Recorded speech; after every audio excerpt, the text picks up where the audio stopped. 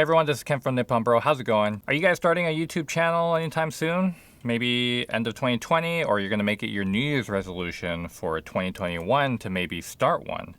Well, I'm gonna tell you some things you need to start a YouTube channel in 2020, and also this applies in 2021. So I'll be right back after this.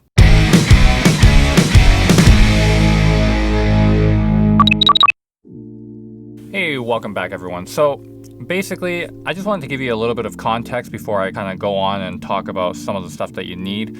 And I'm not going to talk too much because I usually blabble on for a long time and my video ends up being like 20-30 minutes long. So I'm going to try to keep it more concise. To give you some context, back in 2005 when YouTube first started, and it kind of took off around 2008, 2010, I would say, and a lot of the beginning people started using mostly their mobile phones. And back then, audio and video quality wasn't too much of a big thing. And so people just kind of recorded whatever, and vlogging was huge. And then Casey Neistat came up and all these other people who basically did vlogging, and there was a vlogging era for YouTube. So back then, gear wasn't so much a big thing. But now with higher production, and I would say mostly due to the photography and videography niche for YouTube channels, they have mostly put this kind of, I wouldn't say it's like a requirement, or is it even, maybe even a standard per se. But there is a certain kind of peer pressure standard, I guess, put on a lot of YouTubers when they're starting out to have good equipment, to have good visuals and audio and everything. So basically, I have put together a list for you guys that I think will make your videos pretty good and not really have to break the budget too much.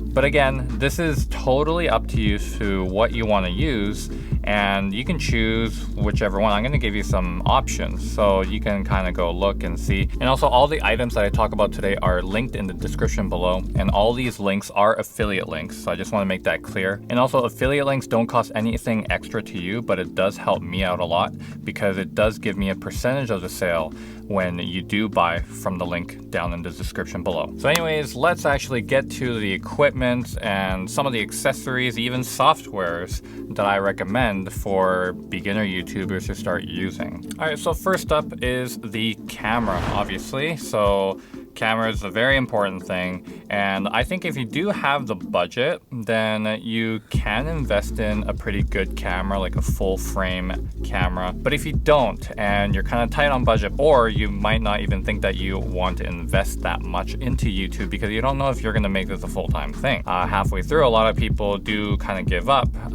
because maybe they're turned off by how much people are not watching their videos, or it just takes a lot of work than they thought. So if you aren't in the market for a camera, then go ahead and just use your mobile phone. You can either use an Android phone or an iPhone. Doesn't really matter what phone you use. I actually have an iPhone 7. It does record 4K at 30 frames per second, but that is basically, your minimal standard for a video. A lot of YouTubers in the photography and videography niche, they are more keen on these equipments, especially when it comes to the visuals, so they're very picky on it, like myself. But if you are just kind of doing a starter YouTube channel and you just want to see how things go, I would just say use the thing that you have with you all the time, which is your smartphone. So iPhone 7 Plus that I have is pretty good. It does record 4K like I just mentioned. But if you have the newer iPhones like the 11 or even the 12, those are pretty good, or any Android phone that records 4K footage. So I would say use your phone if that is your main source of camera that you currently have, and just start recording. And that's the best thing you can do to start a YouTube channel is, use what you have and just start recording, because if you don't start somewhere, you're probably never going to start. Now, some people have asked me if action cameras are good. Action cameras can be good, but it really depends on what type of footage that you're trying to record. Let's say you're trying to vlog and you're going out and you want to be a little bit more inconspicuous with the camera. You don't want the big honking thing on the end of a tripod and just hold it out. Well, totally understandable. A lot of people, when they first begin vlogging, are a little bit shyer and they don't want to be noticed, so they use an action camera. So an action camera in this case for vlogging can work really well because it does also have a wide angle. And also because even with the GoPro Hero 9 out right now, with the auto leveling, horizon, and even the attachment that you can get for it to have 360 leveling, and these are good for not just vlogging, but also extreme sports and other stuff that you might want to do to be more adventurous with the camera. And especially with these action cameras, they're waterproof, shockproof, dustproof, so they're pretty good. I mean, I would say just get one if you are thinking of vlogging or going on adventures, period. But if you want to do more home studio stuff, GoPro, I mean, if that's the only thing that you have, and that's what makes you a little bit more original with your footage, then I would say go ahead and try to do it. I wouldn't say don't, because that may just hinder you from starting, and you may never want to start, in fact. So I would just say use whatever you have, but I wouldn't recommend a GoPro over a smartphone. So if you have a smartphone, use that as your #1 camera, and then maybe use the GoPro as a secondary if you really need a secondary camera. Now, this next part doesn't really apply to those who are using an action camera or a phone, unless they buy accessories for the phone. But if you are using a full frame camera or an APS-C crop sensor camera, you can think about getting some lenses. Now, the lenses that you mostly would use is a wide angle lens. Because of the fact that you want to take a wider field of view and not so focused, and you don't have to actually put your camera so far away from you just to get yourself in frame. So currently what I'm using is a Sigma 16mm lens on an APS-C crop sensor body, which is a Sony a6400. This combo right here has the field of view, and I think the camera is a little bit more than the arm length away, so you kind of get the idea how close it is to me.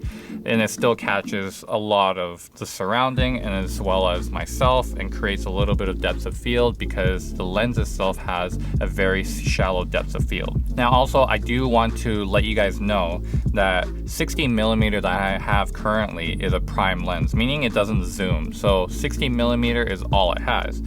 But for most people who are investing in lenses, I would highly actually recommend to get a zoom lens for your kind of talking headshot, or even if you're doing a cooking show or anything to do with tutorials, just because you have that kind of flexibility between maybe a 16 to 35 that you get, and it just kind of zooms back and forth in between those focal lengths, so you can kind of play around with it.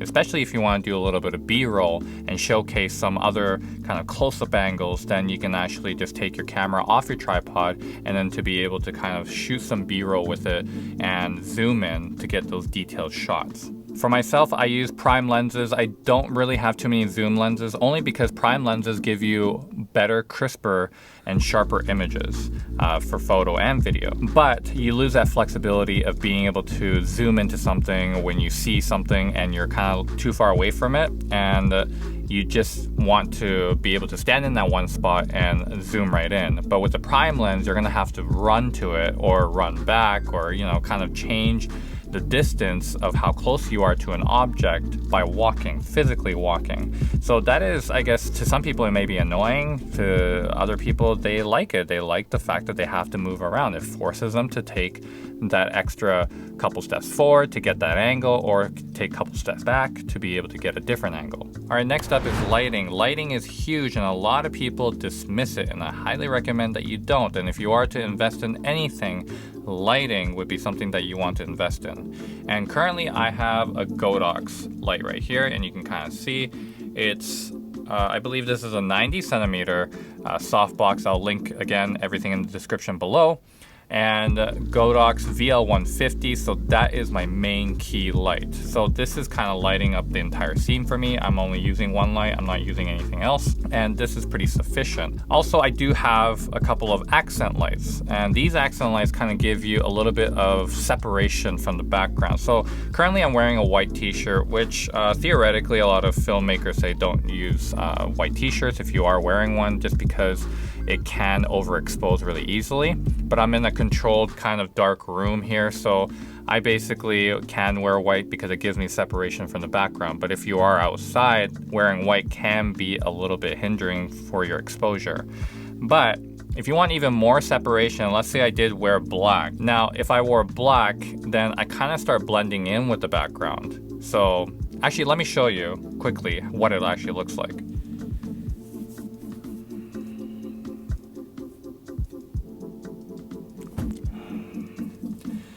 Well, so basically now I have a black shirt on. Now I'm going to put on my accent lights, which I have just kind of stuck to my table here. So let me just turn them on.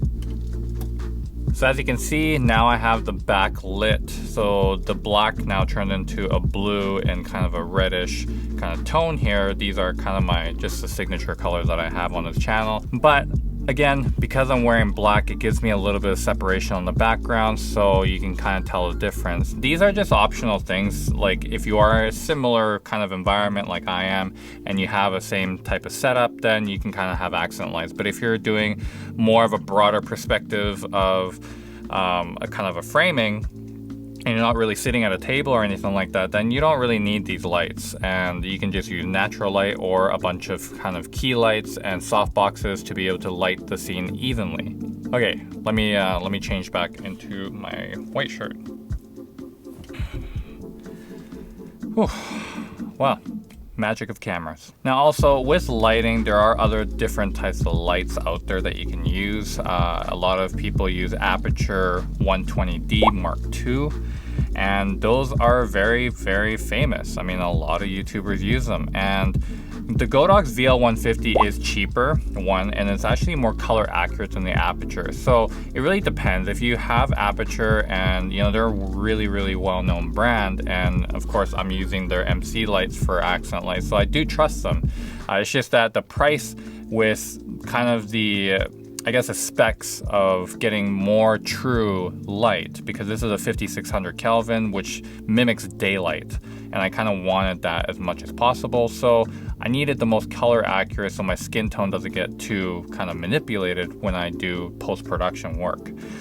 So again, having a key light is really good, but I'll put some other alternatives in the link in the descriptions for lights that you can get for even cheaper, but yet you get actually more of. But I'm not sure, and I can't guarantee the color accuracy, but you can at least light up your scene a little bit better than probably what you have now. And a lot of people might just use their room light, which actually gives it a little bit of a warm tone. So if you do want some proper lights, check the link in the description, and hopefully you guys can benefit from that. All right, so the last major kind of component to making everything kind of come together with your whole YouTube video is audio. And I would highly recommend getting a audio recorder to either record separate audio, so then you kind of get more crisper audio through a different preamp, and you can kind of sync it later in post, or you can get an audio recorder that is capable of hooking up to your camera directly, so you don't have to ever think about syncing after in post-production. So you could just kind of get the video straight out of camera, start editing it, and then get it to post on YouTube. But what I use currently right now is a Zoom H8. Zoom H8 is actually one of the newer ones that Zoom has. This is a little bit overkill for a lot of people, so I would almost recommend using the H4n or the H6. These are good enough, but also have the capability for you to actually hook directly to your camera via using an aux cable or an auxiliary cable, which is a male-to-male of 3.5 millimeters. I'll actually show you an example of what that is. So basically, you'll have an aux cable which has a 3.5 to 3.5. You would hook one end to your audio receiver or recorder, and then you'll have the other end directly to your camera. So this is something that you can do as long as your audio recorder has the capability to, and so you don't have the headache of doing synchronization, which can be sometimes a pain, and you might have audio drifting, so it might be syncing in the first couple minutes, and then later on it just starts drifting off, and you'll have yourself talking and then the voice not catching up to it. So just to avoid some of those, you can do that, but for the most part, I sync my audio and I'm okay with it, just to do the extra step, because I kind of edit my audio in post later and do it separately. But for most people who aren't that keen on doing that kind of stuff and learning audio separately, for the start, I wouldn't even bother. Just record straight out of your camera. You can either get a zoom mic, which I have, and I'll actually pull it down, so it might sound a little different, so sorry about that. So yeah, I have the Zoom H8 with an attachment of a condenser mic. This is totally doable. I just kind of did it because it was an all-in-one solution, so I just didn't want to get a separate boom mic and everything. But if you really wanted to, you can. And this is kind of just something that I wanted to do because I wanted to save money as well as it being all together, so it's nice to have. But of course there are other people who do different type of audio, and let me just put this back. Alright, so again, nice setup to have, but you can do it many different ways. You can get a separate boom mic. I'll list some Rode NTG options to get. Rode is a great company from Australia who makes great microphones, and if you can get a mic, you'll have to also get an XLR cable, which is phantom powered. So these are all kind of mumbo jumbo talk for people who don't understand, but just know that you need extra stuff that I'm gonna be posting pictures. You'll see pictures up on the screen if you haven't already, and at least you'll know what to look for, as well as a link in the description below if you do need to know what they actually are. But just to let you know that a lot of production work does go into YouTube videos, and audio is something that's dismissed in a lot of people, and a lot of YouTube videos nowadays are getting better and better audio, and people are more focusing on it because it's just more pleasing to the ears. A lot of people are investing in headphones, so these are, you know, something that you might need when you are editing your videos, and that's actually coming up in the next point, is getting some good accessories for your kind of editing or anything that may help you with your video production. So since I'm talking about headphones already, over-the-ear headphones, best thing that you can ever invest in for video editing, just to be able to hear those noises. It's not so much the fact of you can hear like yourself. It's more of any outside noises, because sometimes you yourself cannot hear some of the hissing noises or noise floor, which is kind of like the echo in the room. And sometimes that may bother someone, and you might want to edit that in post. And for those of you who don't know how to do that, I can do a tutorial video on how to do that. And if you want me to do a video on audio editing, just let me know in the comment section below, and I'll try to do a tutorial for you. But otherwise, invest in a good pair of over-the-ear headphones. You can get the AirPods Pro and still work with it if you have those. Again, I wouldn't invest in headphones right away if you do already have a decent pair of headphones. Something that can at least have a little bit of that low bass, and as well as to be able to hear very well those kind of hissing noises that you may have in your audio after you start recording. Okay, so the next most important thing, and actually this should have been before the headphones, but nevertheless it is important, that you need to have a proper tripod. Now, tripods can range in price, but you can even get the cheapest tripod to start, and it doesn't really matter what it is. Just get a tripod that fits your camera, so then it can at least stand still and you not having to worry about where to put the camera, because if you don't have a tripod, it's really hard to settle it down somewhere very leveled and for you to not worry about it. So getting a tripod is one of the #1 things that you should focus on getting. And if you want to invest in a better quality one, then you can later on, but I would say get one for 20 to 30, 40 bucks maybe, and then invest in something later that goes beyond 80 to 100 to $200. Again, these are all based on quality, branding, and everything like that, so don't worry about it for now. Just get a tripod in your actual set. All right, so these next 2 items I have for you is something of an option. It's not really a requirement, but if your channel requires it, then you can. So the first thing is a C-stand. A C-stand is something that you can actually do an overhead camera with. So you can rig it up for overhead camera, you can rig up a mic to it, you can do pretty much a lot of things with it, even support lights for that matter. So If you have a C stand, you can put it over and do a top-down shot if you're doing product reviews and stuff like that. So you can have a C stand with a couple sandbags to weigh it down. And that is something that is optional. So if you want that, that is something that you can also buy, but you don't have to. It's completely optional. And another thing is a boom pole. A boom pole is something that actually has an attachment of a mic that you can set it kind of back behind the camera and have it pull directly above you, so you can have the mic, which you can use a Rode NTG or any other mic that you find that is a condenser mic, and it can actually hang down and you can put it somewhere close to you and record audio. Otherwise, you can use a flex arm like I just showed you there, and I'll show you again. But this is something that you can actually have, and if you have kind of a table setting like I do right now. So you can kind of clamp it down and just be finished with it and have a simple setup without having a boom pole or a C stand for that matter. And I would say the next important accessory that you want to have in your kit is SD cards. If you don't have SD cards, you can't record anything. And so the recommended SD cards I have for you are the Extreme Pros, and these are great because they transfer super fast.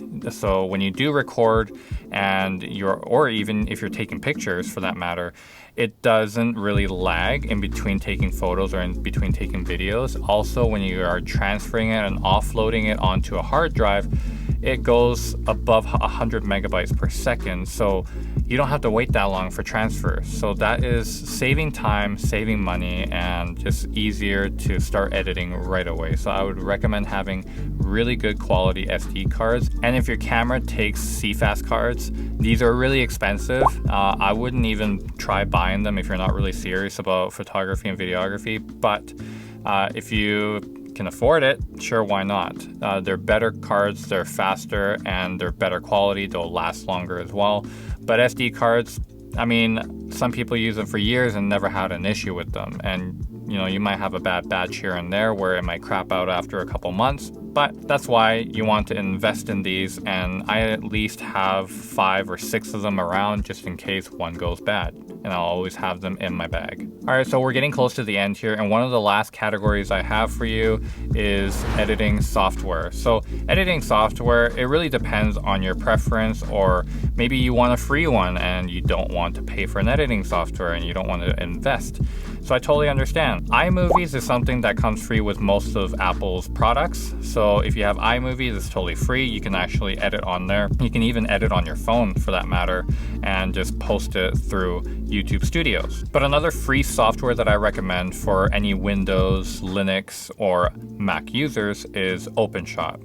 OpenShot is an open source program. All that means is basically when you download it, again, it's free. So you download it, you have it on your computer, but you don't need to actually manually update anything. It actually physically updates for you, and you don't need to buy any plugins or anything else, and everything is there for you. So that's the good thing about it. The only, I guess, the downfall of these kind of open sources is the fact that sometimes the quality really isn't there for when it comes to transitions or any type of virtual effects that you want to put on there, and editing audio as well. So these are things that you might want to look out for if you are wanting to up your production a bit. So you want to kind of go into the paid programs.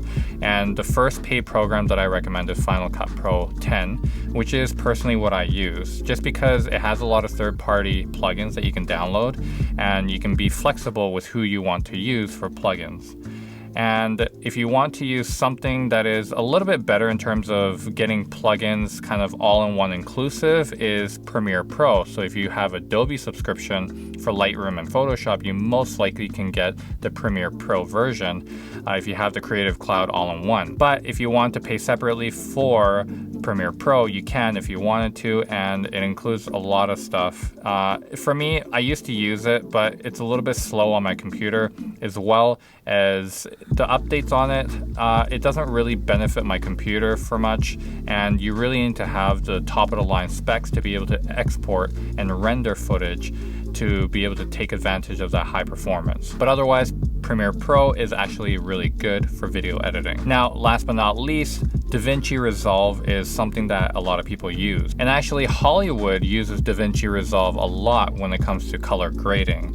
So this is actually something that you might want to try. And they have a free version actually online that you can download, which doesn't really include the OpenFX, which gives you a little bit more transitions and effects onto your videos. But you can at least taste test it and see if it's to your liking, if you like the workflow and everything. And apparently doing the audio under is really good as well. So it's kind of like having Final Cut Pro and Premiere Pro and Adobe Audition, which is an audio editing software, all in one, is what DaVinci Resolve is. Now, that may sound really, really good, but for some people, the actual layout may not work. It may not be user-friendly for some people. But I also think if you are coming from Final Cut or Premiere, you are actually able to adapt to using Resolve very, very easily. And another thing with Resolve and why a lot of people either use it or don't use it is the deciding factor of your computer specs. So if your computer cannot handle the software for DaVinci Resolve, it will keep crashing. And actually that's a lot of the issues that's been revolving around right now is the computer specs not meeting up to the software. So people have been having these issues with crashing all over the place. It doesn't matter whether you're rendering or you're editing or you're importing footage, it crashes at random times because your computer simply cannot handle the software alone. So that is the one downside to Resolve, but otherwise I would switch to Resolve in a heartbeat. But because my computer isn't up to the taxing work of Resolve, I'm just not using it right now. But once I upgrade, I'll probably switch over. All right, so the last category here is thumbnails. Thumbnails is something that you want to focus on when you are posting onto YouTube. So you want to have good software to be able to edit your photos that you take separately, or you may want to take a screenshot of whatever part in the video that may seem suitable for your thumbnail of your video. Now again, there's probably many different types of free software that you can edit and manipulate photos and stuff that you might want to make for your thumbnail, for your video. But I would say the most recommended free software that everyone recommends right now is Canva. Now again, none of these are sponsored ads or anything, so everything that I've listed is something that I actually personally used or recommended by others and have been recommended by many other YouTubers. So these are all kind of searched and done, credited for. Whatever you have questions of, it's been answered by a lot of YouTubers, but you can go check them out if you really, really want to. But Canva is one of the best free online editing programs there is for making thumbnails. But again, if you want to do the paid version, you get a bit more options with it, so you can kind of get more creative. This is where it might come to a decision to maybe invest in something else that is a bit more flexible. And what I mean by flexible is gives you a little bit more options. Canva gives you more of stock stuff that they have made, and trust me, they have a lot of accessories when it comes to thumbnail and making it kind of more poppy and more original. But again, you are limited to the templates that Canva puts out. And if you want to be a bit more creative, or you have learned other softwares to be able to do a little bit of graphic design, then you can try to download Photoshop and Lightroom. Now, these two combinations are killer when it comes to thumbnails, and Photoshop is good for removing and adding items and customizing different things, and Lightroom is just good for editing photos to make it pop more and manipulate colors. So again, these two softwares are good if you do already have Adobe Premiere for video editing, so you can just download that off the Creative Cloud and just start using it. But otherwise, Canva is good if you want to do something that's free and you don't want to spend too much money, or you don't want to invest in anything just yet. Maybe test it out and yeah, just see how it goes. All right, so that basically concludes this video with everything that you need to start a YouTube video in 2020 and 2021. Hopefully you guys found this video helpful. I would say all this equipment put together will put you at a medium production level, and the reason why I say medium is because you can go higher and you can go all out. The amount of money that you can spend on production work for a YouTube video is endless. And also you can go cheaper on this and get cheaper equipment, but again, it will reflect on your production. And if you are gonna spend the money, you might as well spend money on quality products and be a little bit choosy with the products, so you have the nice set for making YouTube videos, or for that matter, you can make videos or photography for any other people that may want to start a YouTube channel, and you can charge for that. So that may be a side gig that you want to do, just rent out your equipment. But again, I can't stress this enough that any of these are optional items, and you can go cheaper, you can go more expensive. I'm not trying to limit you from spending more or less.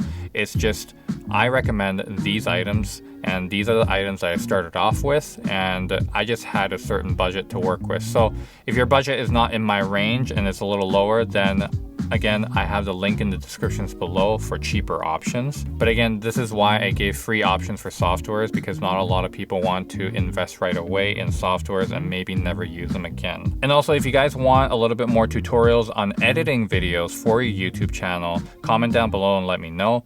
And if you are new to the channel, please do subscribe. It will help me out a lot, and turn on the notifications for future videos, and smash the like button if you did like this video. Thank you very much, and I will see you on the next one. Happy Halloween, and hopefully you guys are all staying safe and just have fun out there. All right, peace.